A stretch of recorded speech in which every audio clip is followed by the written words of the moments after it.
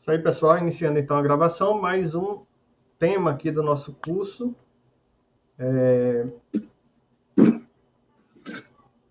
Vamos lá, vamos tentando. Beleza, comecei a gravação. Hoje nós vamos falar sobre pensão por morte, certo? Aqui dentro do curso Formação Continuada do Advogado. Qual é a ideia? A gente destrinchar a pensão por morte mesmo e tirar as dúvidas acerca daqueles detalhezinhos que muitas vezes na prática da advocacia a gente acaba se deparando, certo? E eu percebi assim que muito pouco se fala da pensão por morte como ela está hoje, com uma linguagem voltada para a advocacia, né? Tem aquela linguagem que apenas é a reprodução do que está na emenda constitucional 103, daquilo que já é dito na emenda constitucional, e no decreto 10.410, que veio a explicar um pouco mais de como ficou a pensão por morte. Vocês vão perceber que durante a apresentação eu vou provocar alguns temas que muito provavelmente vocês irão se deparar no dia a dia da advocacia de vocês. Então, vai ser bem interessante a gente fazer esse bate-bola aqui no curso, certo? Eu estou transmitindo também no Instagram, mas está voltado assim só para mim, apenas porque eu achei que é um tema de interesse geral e que muito pouco se fala sobre essa questão da pensão por morte, certo? Quem está no curso vai ver uma apresentaçãozinha que eu preparei, certo? Deixa eu compartilhar aqui a tela. Deixa eu ver como é. Puxa, aqui. Oh, não, cortei a câmera. O que houve? Será que o meu não vai estar aqui? Pronto. Vamos lá. Janela. Estão vendo aí a apresentação? Sim. Pronto. Então vamos ver se Sim. aparece aqui do começo. Sim, tá melhor, né? De visualizar. Perfeito. Vamos falar então sobre pensão por morte. Primeiro, como é que ficou o cálculo da pensão por morte depois da reforma? Porque o que é que acontece? Antes da reforma, antes de 13 de novembro de 2019, a pensão era calculada em 100% do salário de benefício do trabalhador falecido, que a gente vai chamar de instituidor da pensão, certo? Então, sempre que eu quiser me referir àquele segurado que faleceu e deixou a pensão aos seus dependentes, eu vou estar fazendo referência ao instituidor da pensão, certo? Como é que era antes da reforma da Previdência? Bom, antes da reforma da Previdência, eu tinha duas formas de cálculo, né? Pelo valor do salário de benefício, que é calculado como se o trabalhador estivesse recebendo uma aposentadoria por invalidez na data do falecimento, e a pensão por morte correspondia ao mesmo valor da aposentadoria por invalidez. Então, era 100% sempre, independente do número de dependentes que ele tinha. Fica até curiosa a frase, mas é verdade. Não importa se ele tinha 1, 2, 3, 4, 5, 10 dependentes, a pensão por morte sempre era de 100%. Como é que ficou depois da reforma? Depois da reforma, o número de dependentes vai ser relevante. Por que vai ser relevante? Porque foi instituída, isso era uma regra que existia, inclusive, antes de 95, certo? Foi instituída uma cota familiar. O que é a cota familiar? É um percentual da pensão que deveria ser aplicado, ou que deve ser aplicado, sobre um percentual mínimo da pensão. Então, o percentual mínimo da pensão é 50%. Ela vai ser 50% de quê? Eu explico já sobre o que vai incidir esse 50%, certo? Mas esse percentual é fixo. 50% disso que eu vou mostrar daqui a pouco. Mais 10% a cada dependente. Então, veja, se a pessoa, o instituidor da pensão, faleceu deixando apenas um dependente, esse dependente não receberá mais 100% da pensão. Ele receberá 50% mais 10% de um dependente só, ou seja, ele vai receber 60%. Então, observe como foi uma alteração importante. Eu peço que quem esteja aí na sala sem falar, por favor, desligue o áudio, certo? Para não atrapalhar os colegas. Então, 50% mais 10% a cada dependente, certo? Ah, tem 2 dependentes, é 50% mais 10, mais 10, 70%. Então, vejam como, para as famílias até 5 dependentes habilitados à pensão por morte, isso cai bastante, né? Cai aquela expectativa de receber 100% que existia antes da reforma. Mas não é só, certo? Então, primeira regra que foi modificada aí com a reforma da Previdência é a questão da instituição da cota familiar. Se tiver mais de 5 dependentes, não vai ficar 110, 120, fica limitado lá a 100%, certo? Mas não é só. A pensão por morte ainda, ela sofre uma alteração na sua base de cálculo. Como assim? Lembra que eu falei que a base de cálculo da pensão por morte antes da reforma era 100% do salário de benefício, ou 100% do salário de benefício, porque se criava ali uma aposentadoria por invalidez virtual, ou 100% da aposentadoria que o segurado falecido recebia, que o instituidor da pensão recebia. Então, por exemplo, digamos que o instituidor da pensão faleceu com uma aposentadoria por tempo de contribuição de R$ 1.500. Antes da reforma, a pensão por morte corresponderia a R$ 1.500. Ah, mas o instituidor da pensão faleceu trabalhando. Eu vou tirar o salário de benefício dela, o valor do salário de benefício será a pensão por morte. Seria, né, antes da reforma, a pensão por morte. Então, a pensão por morte sempre de 100%. Com a alteração da reforma da Previdência, esse percentual da cota familiar que eu falei aqui para vocês, 50% mais 10%, não vai incidir necessariamente sobre o valor da aposentadoria. O que é que vai acontecer? Se o segurado faleceu trabalhando, ou seja, se o instituidor da pensão estava trabalhando, eu vou conceder a ele, na data do óbito, virtualmente, uma aposentadoria por incapacidade permanente. Qual o problema disso em relação à regra anterior? Porque a aposentadoria por invalidez antes da reforma era de 100% sempre. Já depois da reforma, não. A aposentadoria por invalidez depois da reforma é de 60% do salário de benefício, e a gente já falou do salário de benefício aqui, né? O salário de benefício é a média dos salários de contribuição de julho de 94 até hoje.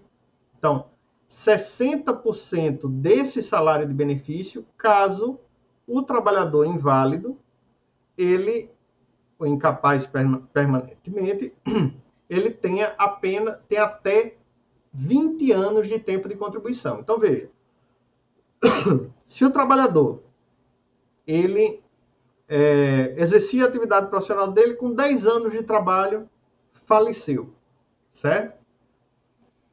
Ou seja, ele não estava aposentado. O pensionista, se ele deixou um dependente apenas como pensionista, o cálculo da pensão vai ser: bom, eu tenho que conceder a aposentadoria por incapacidade permanente a ele, que é a aposentadoria por invalidez, a antiga aposentadoria por invalidez, que é de 60% do salário de benefício, 60% da média das remunerações dele de julho de 94 até hoje. E aplicar sobre esses 60%, os 60% da cota familiar. Então, observe como reduziu a pensão por morte. A pensão por morte foi reduzida 2 vezes. Foi reduzida quando se aplicou 60% sobre a média das remunerações de julho de 94 até hoje, e depois 60% em razão dele ter apenas um dependente habilitado à pensão por morte. ok? Então, veja, foi essa grande alteração feita na pensão por morte. Atualmente, se o instituidor da pensão falece aposentado, aí sim vai incidir a cota familiar, 50% mais 10% por dependente, sobre o valor da aposentadoria dele. Lembrando que todas as aposentadorias, depois da reforma, sofreram algum tipo de redução. Então, a ideia realmente é reduzir bastante o valor da pensão por morte. Então, nesse momento, a gente está tratando do cálculo da pensão por morte, de fato, as pensões por morte concedidas depois da reforma da Previdência vão ser menores. Vão ser bem menores, certo? E a gente já viu um diagnóstico disso, ok? Existe uma exceção a essa questão da cota familiar. Qual é a exceção relativa à cota familiar? Diz respeito a quando houver um dependente inválido ou com alguma deficiência intelectual, mental ou grave, certo? Evidentemente, a deficiência intelectual e mental não precisa necessariamente ser grave, criar um quadro clínico grave. Mas se houver apenas um dependente nessa condição, eu não aplico a regra da cota familiar. A pensão por morte vai ser de 100%. Ok? Só que tem um problema. Caso esse dependente deixe de ser dependente, por falecimento, ou porque ele já não já não está inválido, né? Digamos que estava em estado de coma, voltou da coma, está plenamente recuperado. Bom, esse dependente sai, né? Do rol de dependentes ali, que garantia o direito à pensão por morte em 100%, e aí volta a regra da cota familiar. Então, veja, a regra da cota familiar vai ser aplicada sempre que, dentre os dependentes, não houver nenhum inválido ou deficiente intelectual, ou deficiente mental, ou deficiente grave. Não houve, volta à regra anterior, certo? Então, se houve em um determinado momento e não há mais, volta à regra anterior, ok? Professor, Pois não, pode perguntar. essa cota familiar, ela chega a reduzir o salário abaixo do mínimo? Abaixo do mínimo, não. Nós não teremos pensões por morte menores do que um salário mínimo, certo? Certo. Isso até tentaram fazer lá na reforma alguma coisa nesse sentido, Se mas der foi os tirado. 60, se o segurado que faleceu, ele já recebeu um salário mínimo, no caso a família vai permanecer recebendo salário mínimo, porque não pode ser menor que isso. Exatamente. Aí vai receber um salário mínimo que não pode ser menor. Ok? Ok? Ok, obrigada. Então veja só.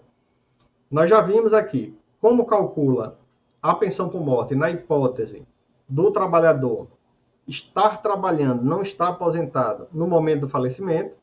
Quando ele está aposentado, vimos a regra da cota familiar e quando não se aplica a regra da cota familiar, certo? Lembrando que quando não se aplicar a regra da cota familiar, aquele dependente que provoca essa não aplicação, ou seja, a pensão por morte sempre em 100%, volta à regra anterior, certo? Se ele não está mais no rol, volta à regra anterior. E mais uma coisa, para finalizar essa parte do cálculo da pensão por morte, diz respeito ao fato de que, se houver, por exemplo, 3 dependentes habilitados à pensão por morte, a pensão vai ser de 80% do salário de benefício, da aposentadoria virtual ou da aposentadoria do trabalhador, 80%. E um dependente fica maior de idade. Digamos que um desses 3 ficou maior de idade, não é mais dependente da pensão por morte. Aquela cota familiar de 10% desse dependente também sai da pensão por morte. Então, a pensão por morte que era 80% passa a ser 70%. Ok? E cada dependente sempre vai receber o valor partilhado, né? Então, se tem 4 dependentes, cada um recebe um quarto. Se passar a ter 3 dependentes, cada um vai receber 1/3 do valor da pensão por morte. Só que como saiu um, a pensão não é mais de 90%, seria de 80%, certo? Isso é terrível, porque vai criar uma situação de insegurança jurídica, né? Todo mundo vai dizer, poxa, eu tinha minha pensão, o valor era R$2.000 se juntasse todos os dependentes. Sair um dependente, ela vai reduzir, né? Ela vai reduzir o valor total da pensão por morte, certo? Caso, o que é que eu botei aqui na apresentação? A questão do auxílio acidente em vida, né? Caso o trabalhador receba o auxílio acidente em vida, esse auxílio acidente dele não passa para a pensão por morte, certo? Ele entra no cálculo daquela aposentadoria por incapacidade permanente virtual, mas ela não é repassada, o auxílio acidente não é repassado para a pensão por morte. Lembrando que o auxílio acidente é aquele benefício de 50% do valor da aposentadoria por incapacidade que a pessoa recebe por estar parcialmente incapacitada para o trabalho. Ela continua a contribuir e tem lá o valor de 50% dessa aposentadoria por incapacidade pelo fato de ter sofrido um acidente e ficado parcialmente incapacitado para o trabalho. Esse benefício ele é vitalício. Agora, se ele vier a se aposentar ou vier a falecer, ele não é transmitido para a pensão por morte, ele não pode ser acumulado com a aposentadoria, certo? E os 25%, imagina uma situação de um trabalhador que é aposentado por invalidez e recebe 25% de acréscimo porque necessita do auxílio de terceiros. Esses 25% também não são repassados para a pensão. Então, observem isso. Quando for atender o cliente de vocês, observem se ele está, de fato, recebendo esses 25% ou não. Porque, além da redução do valor da pensão por morte, também vai haver a redução desse acréscimo de 25%, que só é pago para aquelas pessoas que necessitam do auxílio de terceiros. Certo? Aqui a informação que eu tenho do recálculo, certo? O recálculo da pensão acontece sempre que o inválido, o dependente inválido, deficiente mental, intelectual ou grave, ele deixar, né, essa condição, vai ter um recálculo da pensão por morte, porque era de 100%, deixa de ser 100%. Né? A invalidez, como é que vai ser verificada a invalidez desse dependente? Também será feita uma perícia, certo? A mesma perícia que é feita para a concessão do auxílio-doença, da aposentadoria por invalidez, a mesma perícia que é feita para o auxílio-acidente, será feita para o dependente também. O dependente ele terá que passar pela perícia para ter direito ao benefício, tanto vitaliciamente, né? Ele pode receber a pensão vitaliciamente, quanto para ter direito a 100% da pensão e não aplicar a cota familiar, a regra da cota familiar, certo? Agora, devido a essa condição, ele pode periodicamente ser chamado pela perícia para uma reavaliação, certo? A perícia médica ou a perícia biopsicossocial, que é uma perícia mais integrada, quando é o caso de deficiência, ela será sempre requerida pelo INSS para verificar se de fato aquele trabalhador, ou aquele dependente, ele necessita continuar recebendo a pensão ou não, certo? A pensão por morte ou não.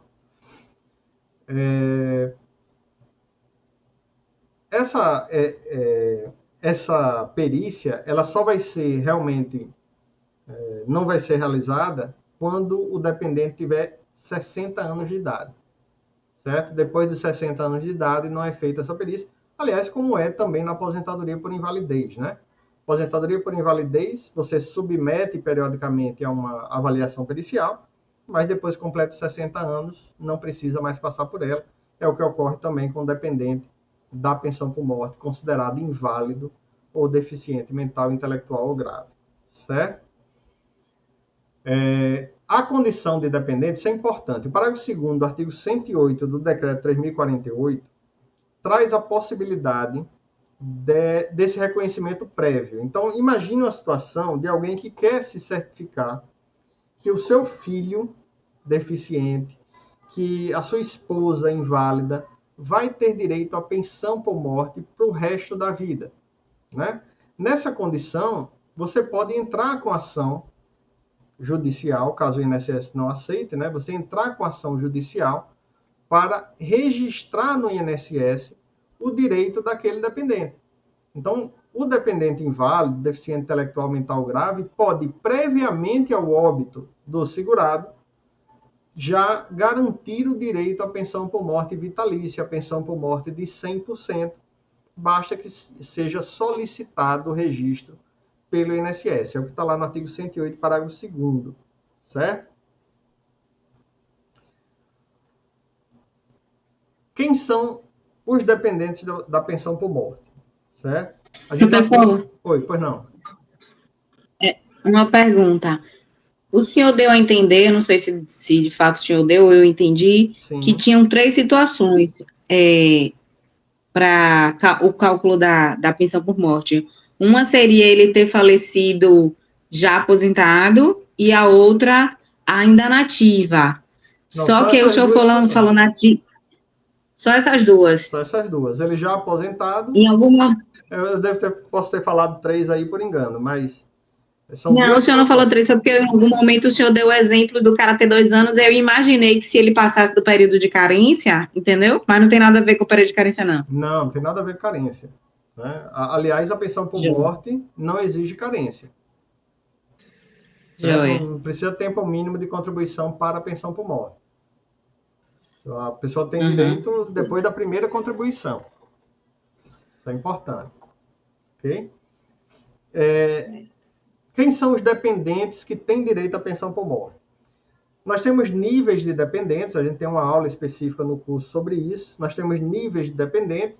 Os níveis iniciais excluem o direito dos níveis posteriores. No primeiro nível estão os filhos menores de 21 anos não emancipados ou filhos maiores de 21 inválidos, certo? Também é considerado dependente ou deficiente mental, intelectual ou grave, ok? Nesse conceito de filho, eu posso incluir o menor tutelado e o enteado. O enteado, aquele filho de minha esposa, ele tem direito também à pensão por morte, desde que comprove a dependência econômica. Certo? Então, eu tenho que me preocupar com o menor tutelado e enteado, que vai ser um equiparado a filho aí, em comprovar a dependência econômica. Então, se o enteado, por exemplo, recebe pensão alimentícia do pai biológico, ele não tem dependência econômica. Né?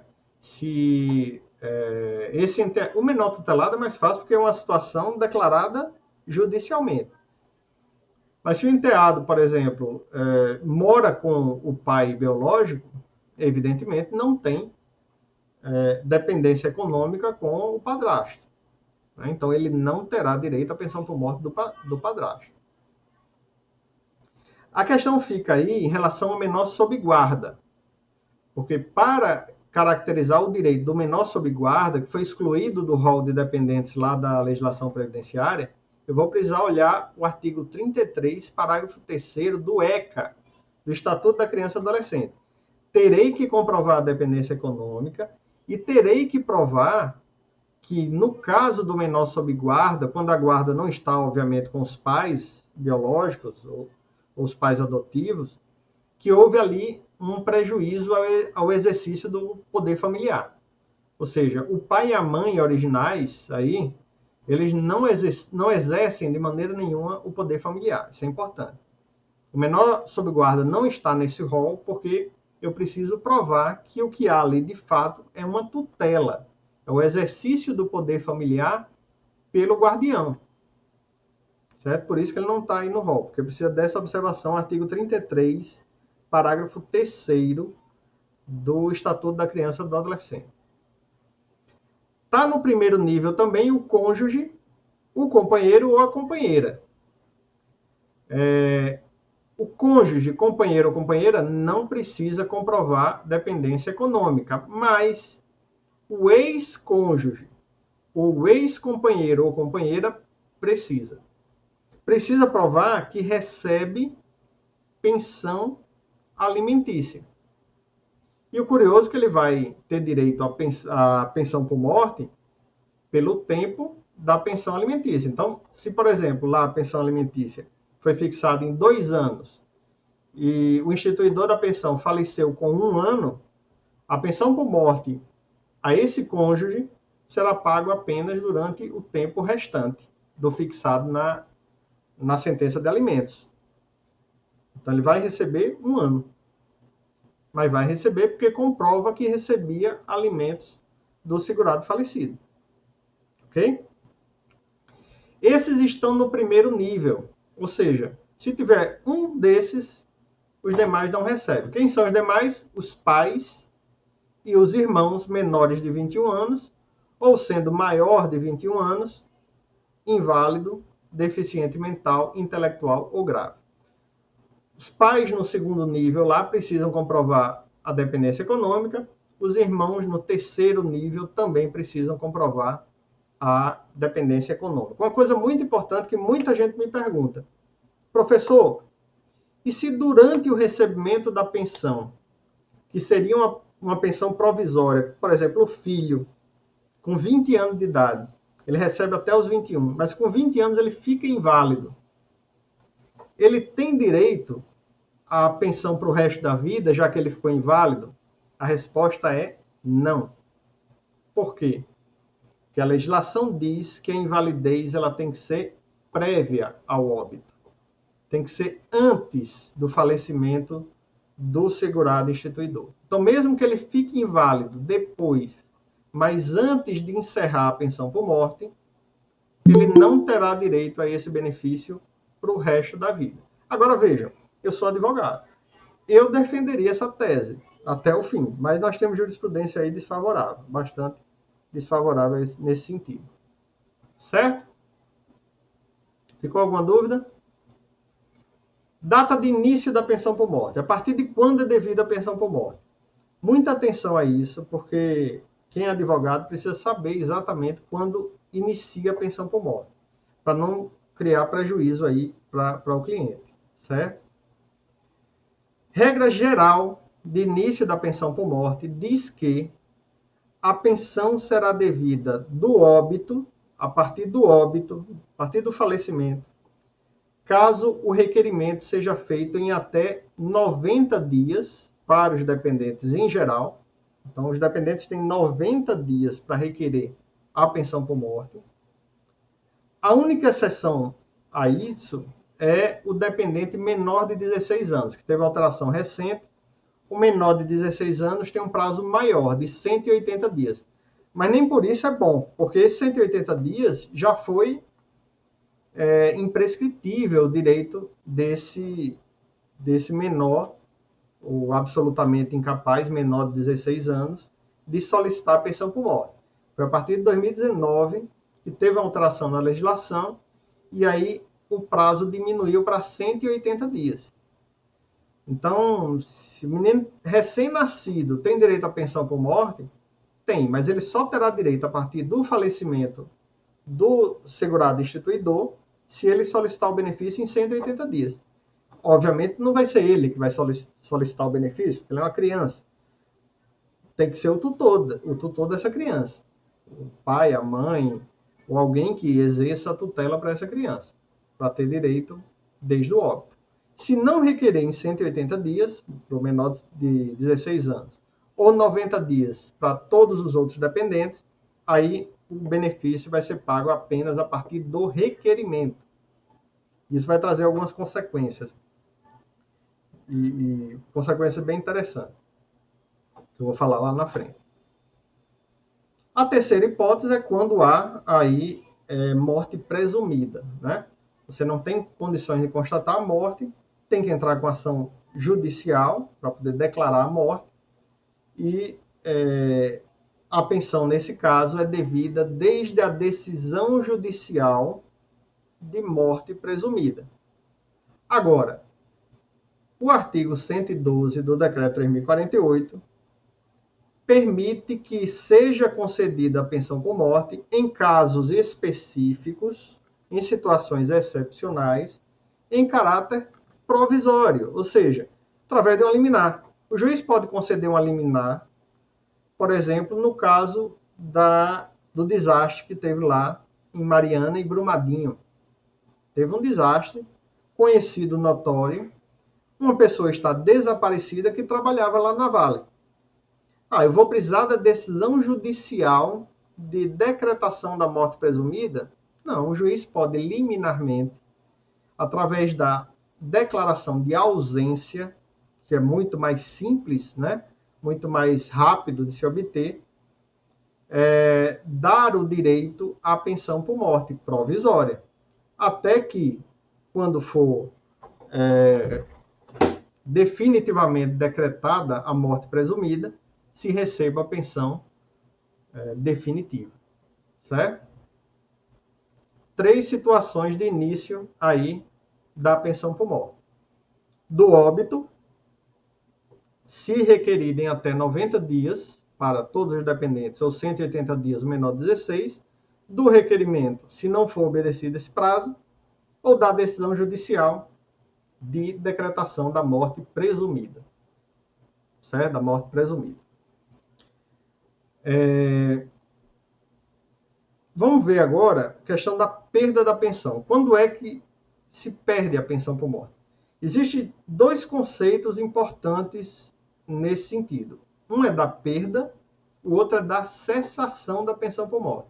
Uma coisa é você falar que houve a perda da pensão por morte. Outra coisa é você falar que houve a cessação da pensão por morte. Perde-se a pensão por morte quando você comete um ilícito, certo?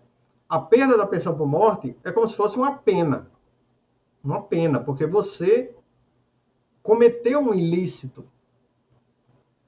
O ilícito, os 2 ilícitos citados pela legislação é o homicídio doloso ou tentativa de homicídio doloso, obviamente, quando cometida pelo dependente em relação ao segurado falecido. Não há necessidade que o homicídio tenha ocorrido, portanto, uma tentativa de homicídio há 5, 6 anos lá atrás pode provocar a perda do direito à pensão por morte, caso o segurado venha a falecer 5 anos depois por outra causa. Certo? Ou no caso de simulação ou fraude de casamento. Como assim? Você cria uma situação de casamento, sem que haja livre vontade das partes, apenas para conseguir a pensão por morte. O sujeito já está velhinho, não tem esposa, não tem filhos menores, ninguém se enquadra na condição de pensionista, vamos casar o velho para que, quando ele falecer, ele deixe a pensão por morte para essa senhora, certo? Para esse senhor, né? Fraude e simulação é um caso também de perda. Observe, nas 2 situações há o cometimento de um ilícito. É diferente da situação da cessação da pensão. Você cessa a pensão por um motivo legal. Você não cometeu um ilícito. É uma situação que é legalmente prevista de cessação, natural. É um termo final do direito à pensão por morte. E quando é que ela ocorre? Bom, pela morte do pensionista, né, evidentemente. Já vi gente dizendo, minha mãe recebe uma pensão por morte do meu pai. Se ela falecer, ela vai poder deixar para alguém, para o segundo marido dela, porque é uma coisa interessante. A pensão por morte pode ser concedida, pode ser mantida e você casar. Não é hipótese de cessação da pensão por morte ou perda da pensão por morte, você casar. Se você recebe a pensão por morte é sua. Casou, não tem problema nenhum, não vai perder a pensão por morte. Agora, faleceu o pensionista, vai poder deixar para o marido ou para a esposa? Não. Certo? Ou, no caso dos filhos, né? Ou equiparados a filhos, aos 21 anos, ou caso cesse a invalidez ou a deficiência dele. Né? No caso de benefícios de pensão por morte vitalícios. Também pode ser cessada a pensão no caso de adoção do pensionista. O pensionista for adotado, ele não vai ter direito à pensão por morte dos pais biológicos, certo? E no caso específico do cônjuge ou companheiro, vale para os dois, nós temos uma regrinha que determina quanto tempo poderá ser paga essa pensão por morte. Ela só será de fato vitalícia se forem reunidas algumas condições que envolvem tempo de contribuição, tempo de união e idade do beneficiário, do dependente que irá receber a pensão por morte. Certo? Primeiro, quais são os critérios para a gente chegar numa pensão por morte vitalícia? Primeiro, se for dependente inválido, deficiente mental, intelectual grave, vai ser vitalícia. Não tem nada dessa regra aqui, certo? Nós estamos falando em condições normais de temperatura e pressão, certo? Pessoa absolutamente normal. Se o segurado instituidor da pensão falecer sem ter 18 meses de contribuição para a Previdência, ou pelo menos 2 anos de união, não precisa ser casamento, né? Pode ser união estável e casamento, 2 anos de união, a pensão por morte será paga ao cônjuge, companheiro ou companheira durante 4 meses apenas. Por quê? Porque ele só tem 18 meses de contribuição, ou tem menos de 18 meses de contribuição. Ele tem mais de 18 meses, mas de união ele tem 1 ano apenas. 4 meses. 4 meses. A maioria das situações é essa. O trabalhador tem 18 contribuições, mas tem menos de 2 anos de união. Ou pelo menos menos de 2 anos de casamento. E aí o INSS nega. O que é que tem que fazer o advogado? Provar que existia, antes do casamento, uma união estável. É a saída. Antes do casamento, tem planejamento de casamento. Pelo menos ninguém em sã consciência deve casar do dia para a noite, né? Ninguém em sã consciência. Não, antes do casamento, eles já se organizavam, já viviam juntos, já tinham intenção de construir família e tal. E aí você vai, testemunha, documento, qualquer coisa que possa comprovar essa união estável. A Instrução Normativa 77 de 2015 traz um rol de documentos que podem ser utilizados para a comprovação da união estável. Mas digamos que o segurado passou essa etapa, né? Tem 18 meses de contribuição e tem mais de 2 anos de união. Qual é o passo seguinte? É verificar a idade do dependente ou da dependente. Quantos anos tem o dependente? E aí existe uma gradação, né? Por exemplo, se tem até ou tem menos de 21 anos de idade, imagine que é um senhor que casou com uma mocinha de 18 anos. Se ela pensa que vai receber a pensão por morte por resto da vida, se enganou. Ela recebe a pensão por morte apenas por 3 anos por conta da idade dela. Se tiver entre 21 e 26 anos de idade, só 6 anos. Se tiver entre 27 e 29, 10 anos.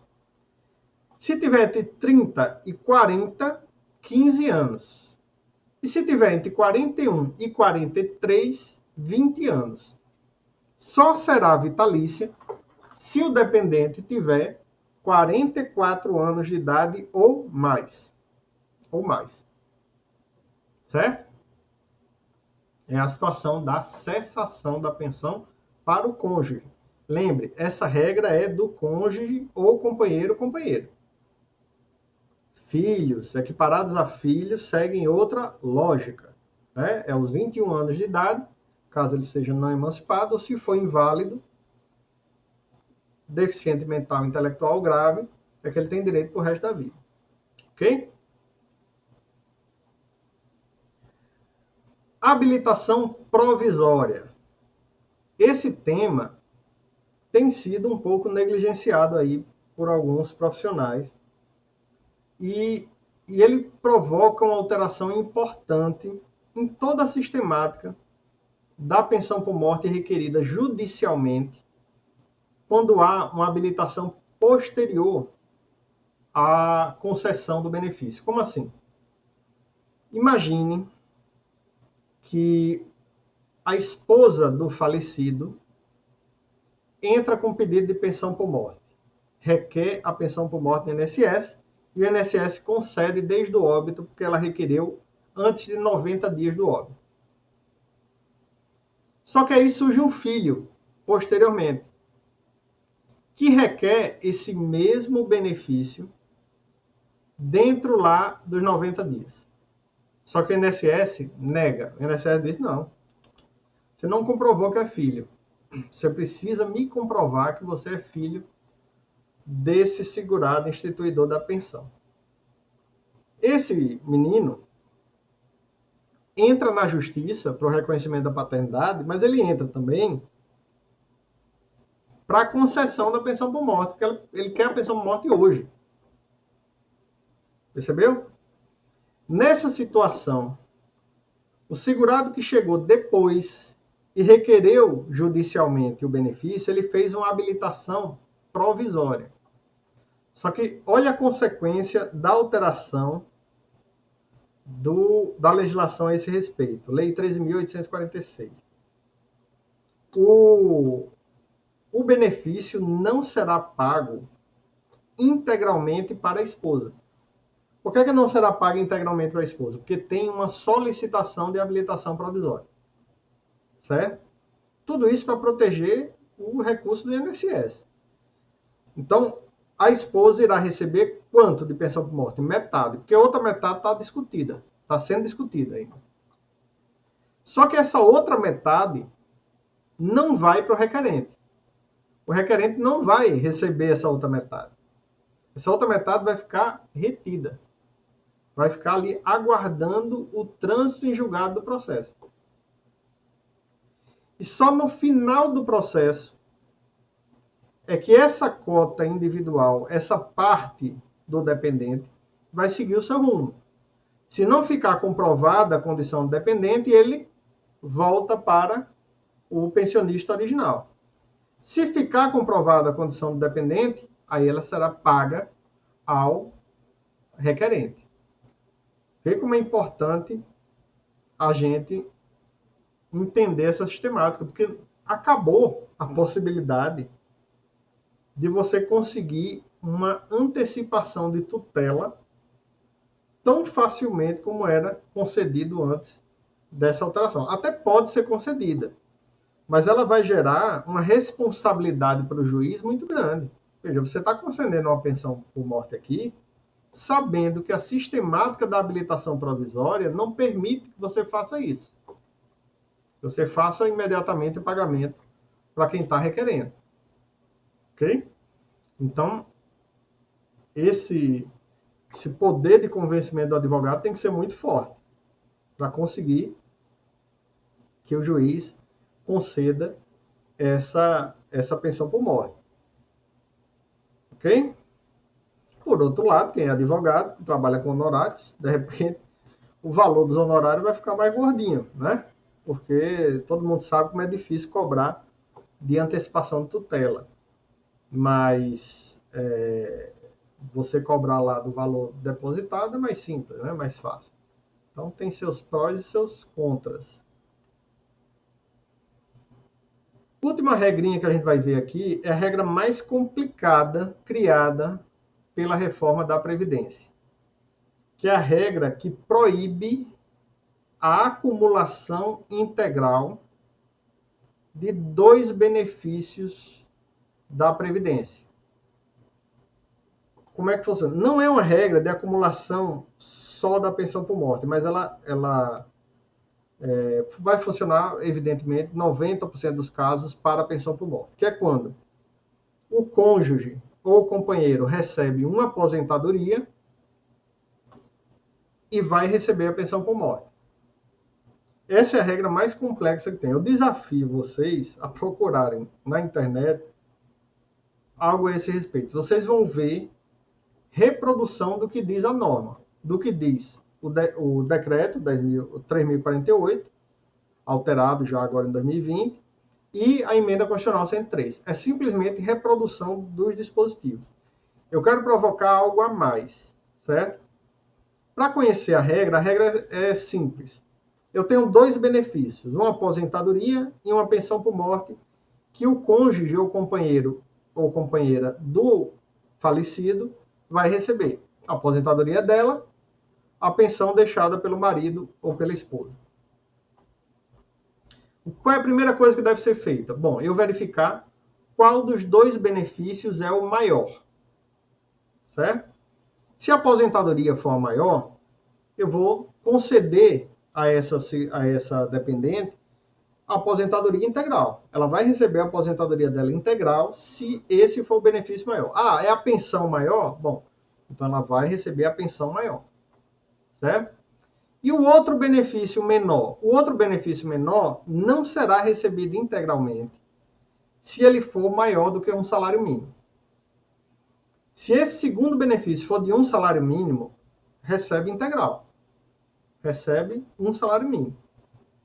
Agora, foi maior do que um salário mínimo, aí tem uma limitação, que é justamente essa limitação prevista no parágrafo 1º do artigo 167-A do decreto 3.048.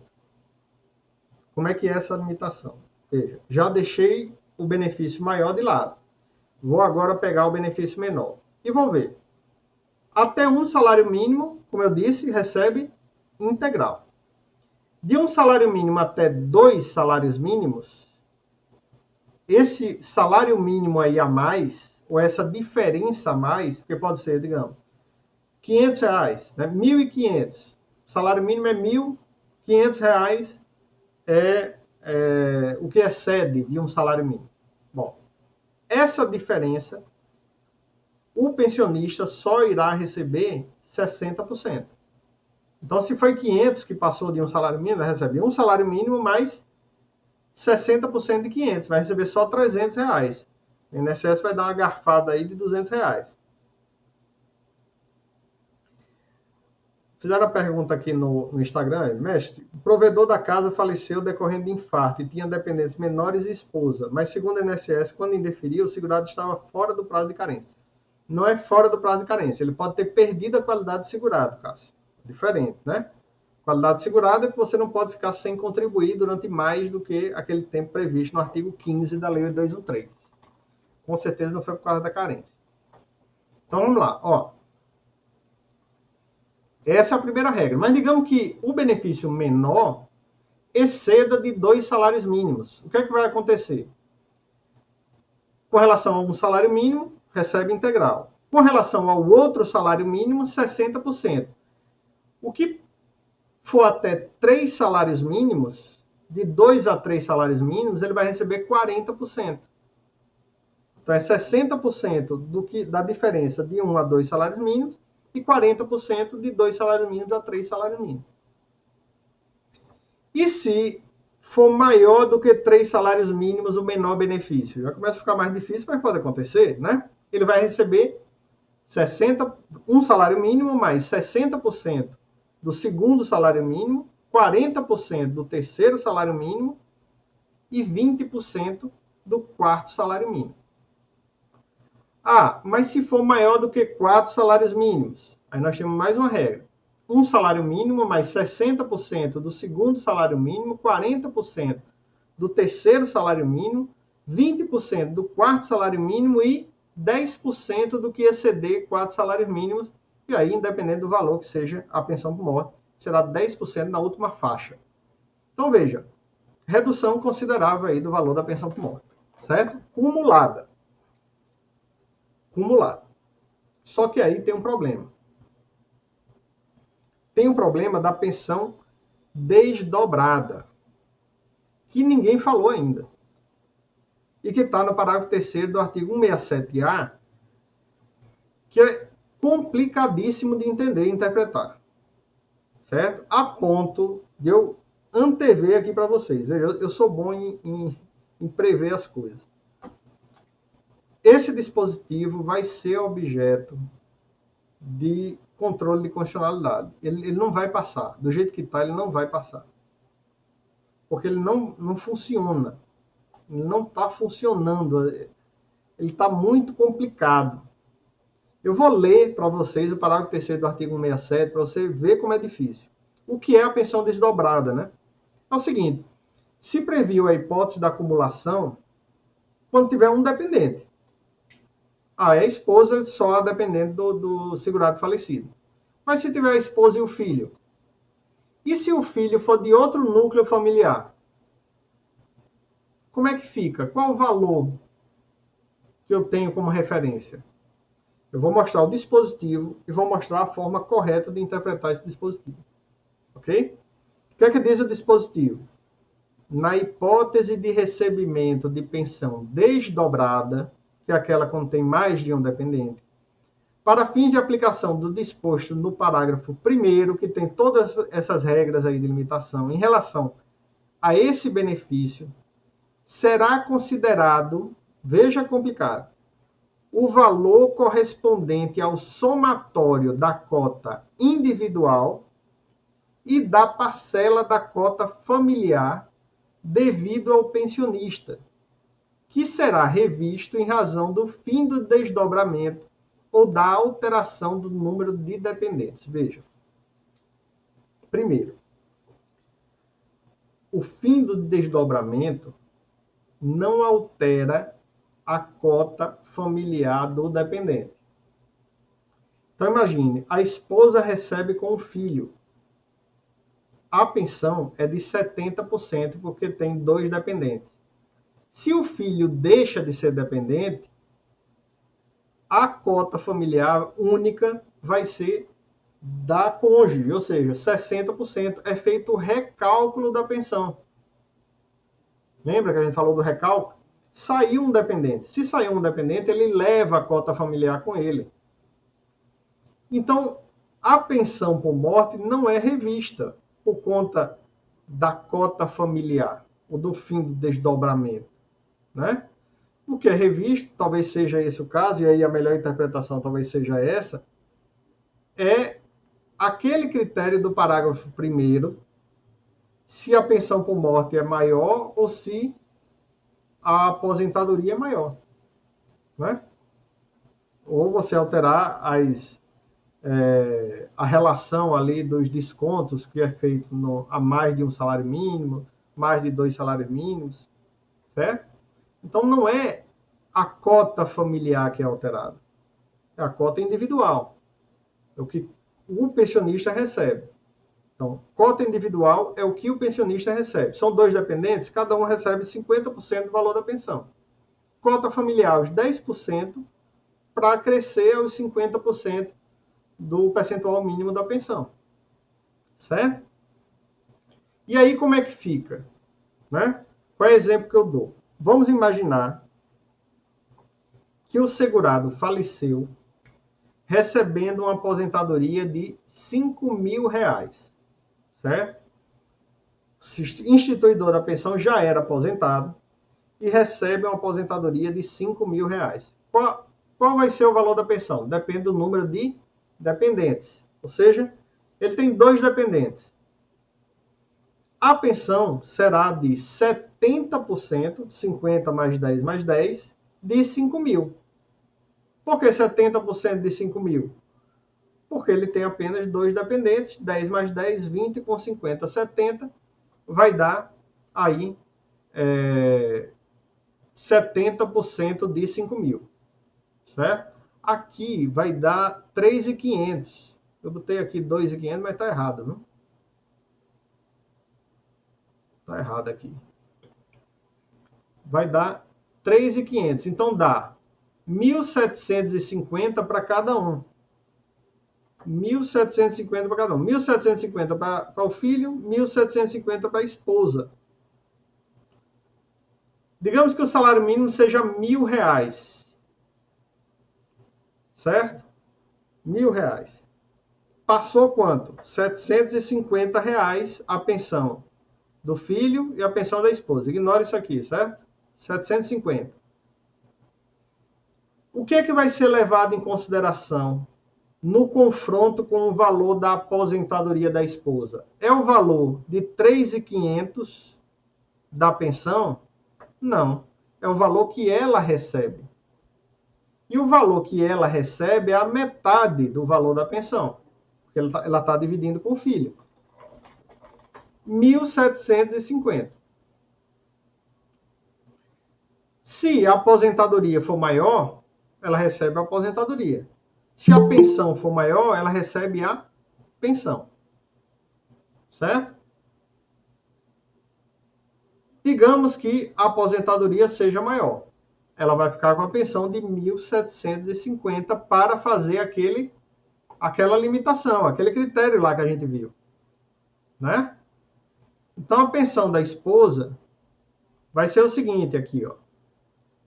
1.750 mais o valor da cota dela.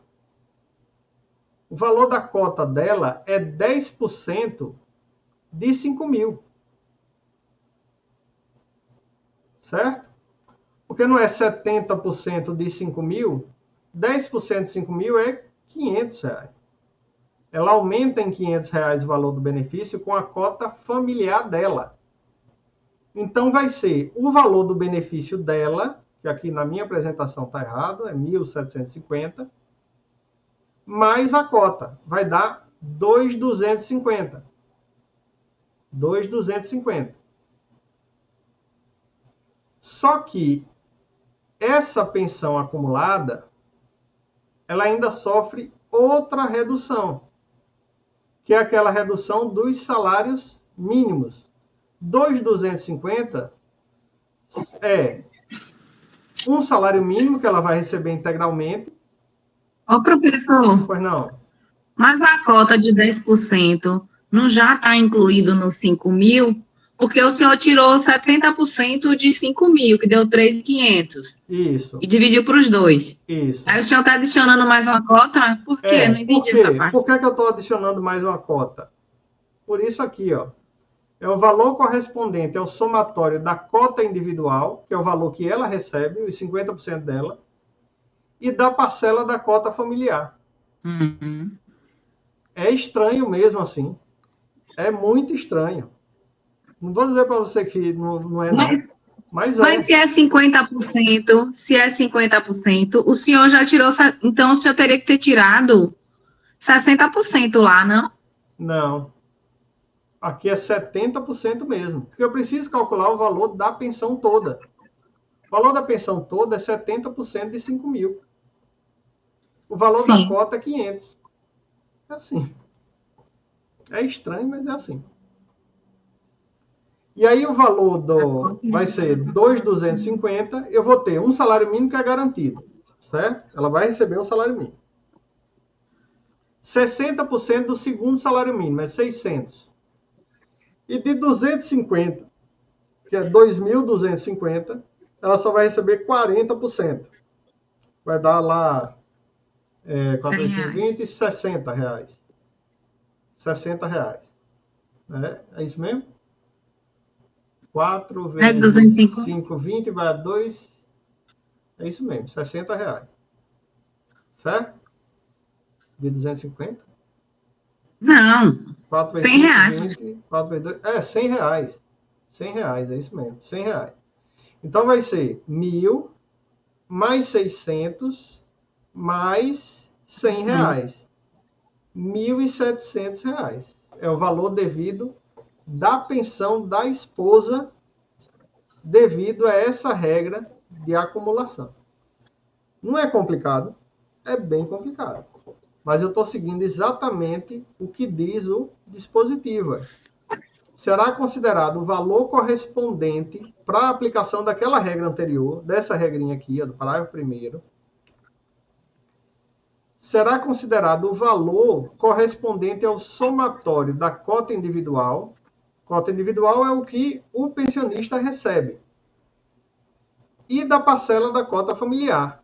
Mas a cota individual? Ao pensionista. Oi? Como é? Quando ele fala a cota familiar devido ao pensionista, Eu entenderia que seria os 50% mais 10, 60.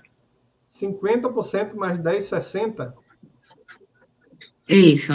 Cota individual, mas vai dar a mesma coisa. Não, ia dar um pouco menos.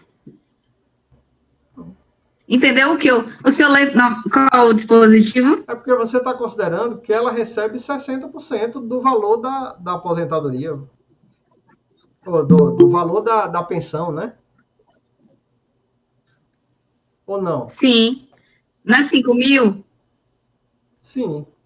Ah, você quer 60% de É, 5 mil, ela vai receber mais. Muito e mais. Porque ela receberia 3 mil. 4. 60, Isso, 3. 3 Isso, mil. 3. Ela começaria de 3 Depois ia mil. adicionar. Depois ia adicionar 500. Ia 3.500. Sim, ela tinha 1.750, vai começar de 3 mil. Ela vai receber muito mais. Não, os 3 mil ia dividir para 2. Seria ela e o filho. Então, mas isso eu fiz. Ah, o 3 mil seria dividido por É, 2? não. Não, o filho não é impactado por isso. O filho não vai ser impactado por isso. Essa regra é exclusiva do Não, eu tô cônjuge. pegando. Porque ele pode ter um filho fora do Eu sei, eu casamento. peguei a cota familiar e dividi. Não pode, a cota familiar você não divide. Ele pegou o valor da pensão dela, mais o correspondente à cota familiar dela. O valor da pensão dela é metade do valor da pensão. A cota familiar é 10% do valor do salário de benefício, da aposentadoria do segurado falecido. Confuso. Confuso. Aí é que você vai fazer a redução. Sobre esse valor final é que você faz a redução. Digamos que a pensão fosse 5 mil, né? Vamos descartar aqui. A pensão é 5 mil. 2.500 para cada. Qual foi a cota familiar dela nessa pensão de 5 mil? R$ 500. R$ 3.000 é a soma da parte dela com a cota familiar. E aí vai reduzindo. Um salário mínimo integral, 60%, 40%, 20%, 10%. A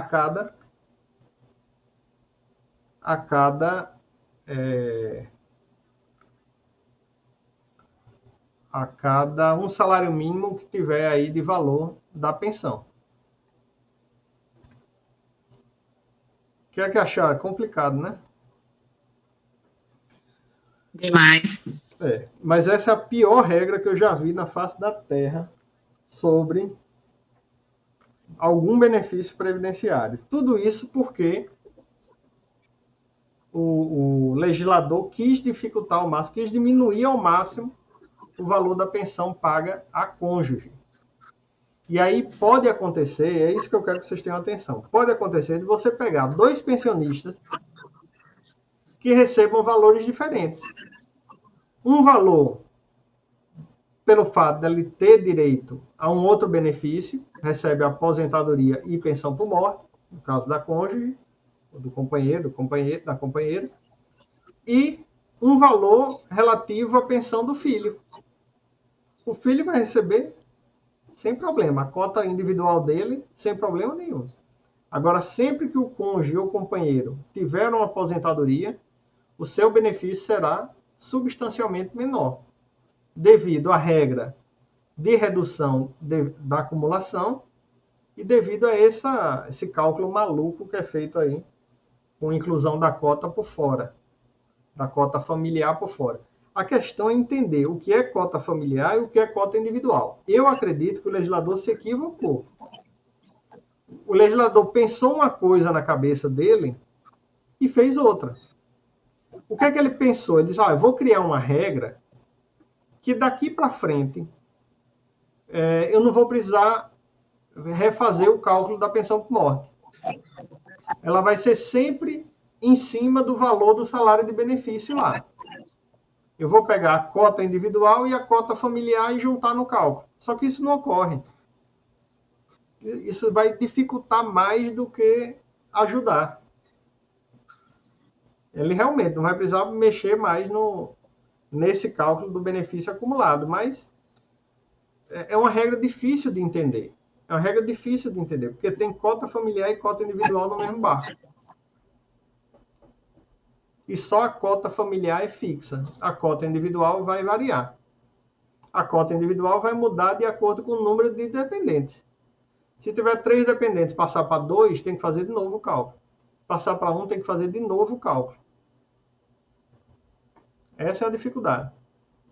E não pode prejudicar o direito do filho. Do filho. Dúvidas? Vamos lá. Já está encerrando, professor? Já estamos encerrando. Eu tenho dúvidas, mas não sobre esse assunto. Pode ser? Pode ser. Deixa eu encerrar aqui a gravação, porque aí fica menorzinho. Joia. Uhum. Leu.